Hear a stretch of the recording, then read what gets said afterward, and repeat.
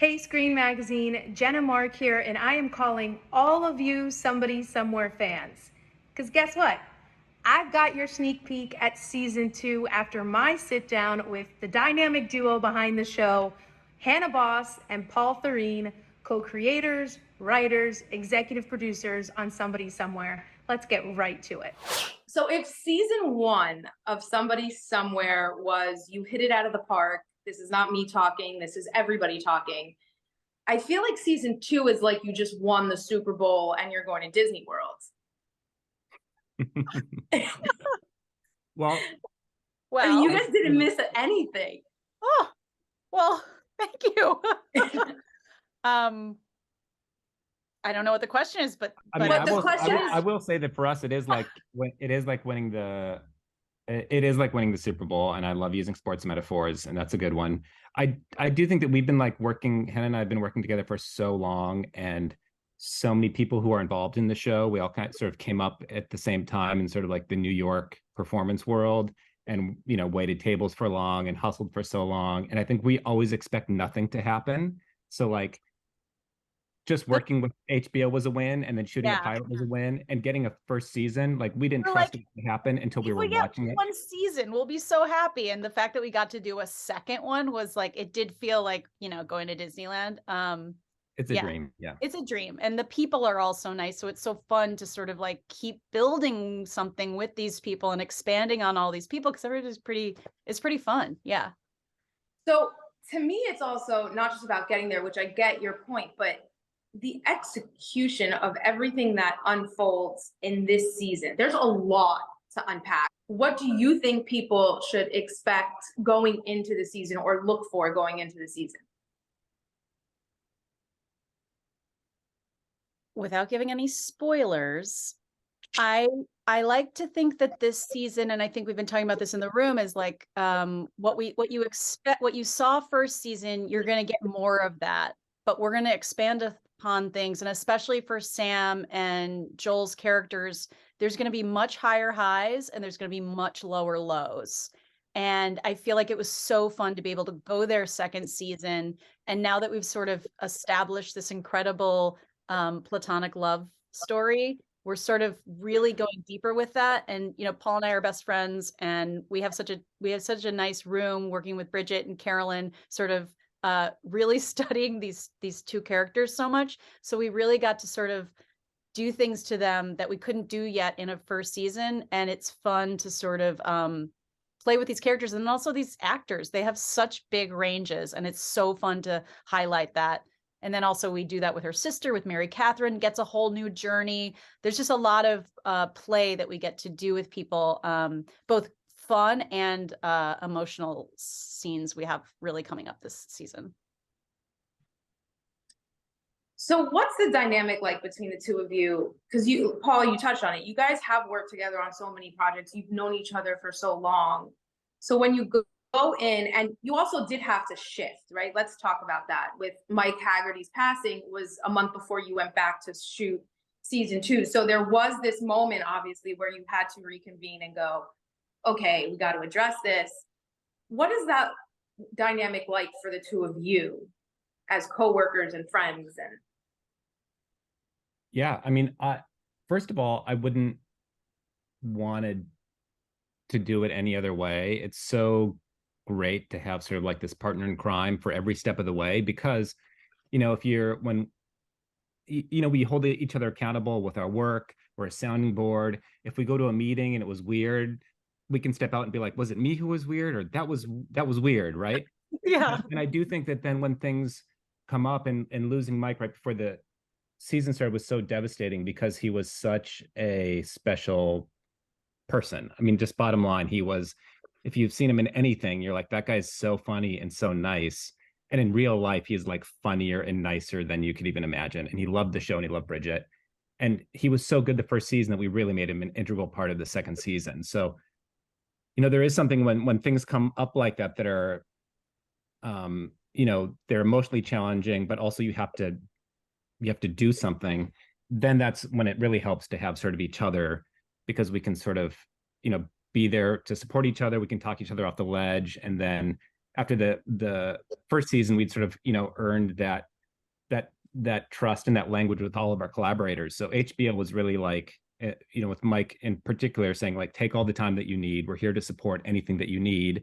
And we were able to circle up and sort of like process it together while also sort of having to get back to work. And I think that that's when having this partnership is really, really helpful. And we were roommates together for years, and we worked in the same restaurant for years. And so we've been through a lot of things with our families and personal lives and work stuff. And so it's a pretty important relationship. And then I will also say that other times when other things have happened and we're working together and we're staying up all night, I can't imagine doing it with anybody. I can't imagine doing it alone. And then I also can't imagine doing it with anybody else. When I watched this season, I thought, wow, this is such an emotional journey from start to finish, right? Like you said, there's the high highs and there's the low lows. But it's not just centered around one character. It's every character has these emotional changes throughout the season. And when you're creating, how does that, I mean, usually in a season, you'll get one or two characters that are changing or you'll see a difference. But this is literally, there's not a single character that goes untouched in this entire season. Yeah, it's great to hear you have that feedback. We haven't shown this to anyone yet, so it's so great that you have that takeaway. It's not a crazy mystery. There's not like a crazy amount of things that happen in the show. It's its own thing. So we really kind of working with our writers and working with our producers and HBO, we really try to focus on these characters as real humans. And I feel like we're never trying to make a television show. So we look at these characters not like, what's this person going to go on as their arc? Even though we do, we're constantly sort of coming back to a place where we're like, is this like real life or is this like a television show? And I think we always are trying to make it more like real life because people's lives are always complicated. You're always laughing sometimes at the worst moments of your life because it's like you don't know what to do in those moments, or you're crying at the funniest moments. It's like we tried to give these layers to these characters coming from a place of just is it more like real life? And I think that like Sam and Joel are always going to be like the central love story of the show, and we always want to spend time with them, and especially Sam. Like if Sam's not involved in a story, we miss her. But I think that was a real gift of season one, just to work with these people. And I think especially the family stuff is really compelling. And I think that as Hannah said, we always just want to make sure each person is a full person, and you look at like what you have to do to go through the day. They're not just like a pawn to be like, we need this person to do this to make Sam feel this way. We want to make sure that everybody else has like hopes and dreams and things that they want. And I think that for us and where we are in our life, the family stuff really reverberated. And so I think that in this season the sister relationship really goes deep and fun and wild, and there's some new characters that get introduced who I think really fit in the world really well and sort of throw everybody for a loop. But yeah, we just like working that way, and if people respond to that, it's really exciting.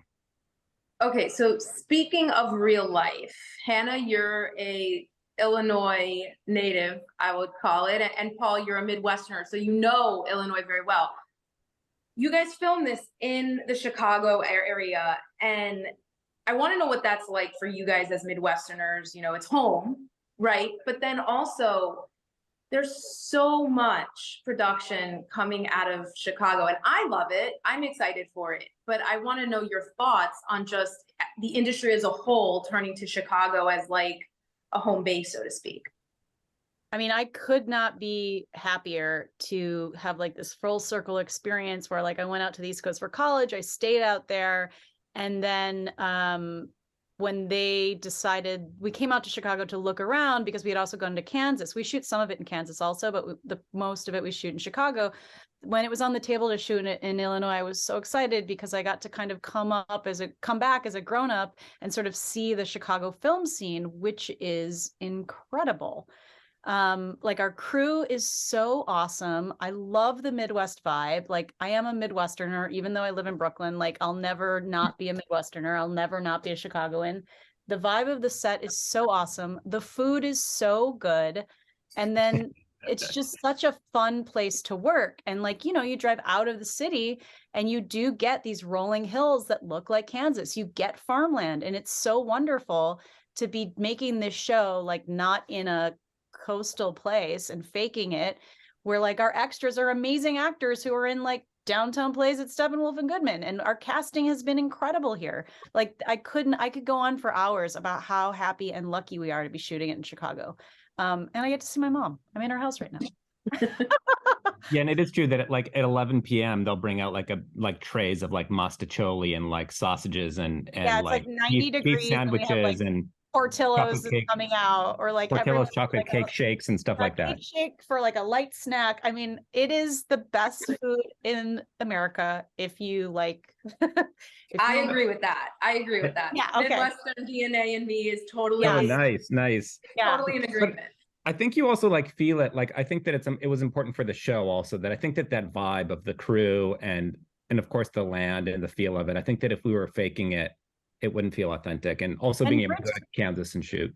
Bridget's always involved to find out if it's not just Midwest, but if it's actually Kansas. So she will always check in on a word or a phrase or a look of something, because it's, you know, it's so personal to her. So she's always also really double checking that the Manhattan, Kansas is accurate. And Paul's always sort of on the farm stuff because he grew up on a farm.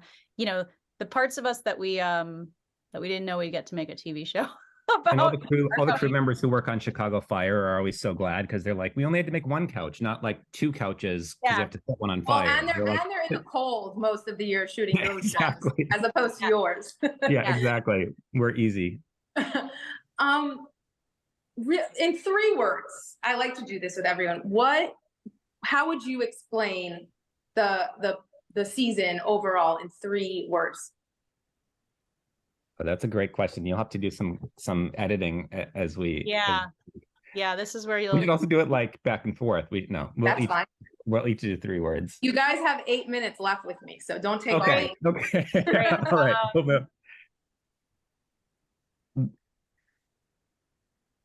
I have objects in my head, but that's good.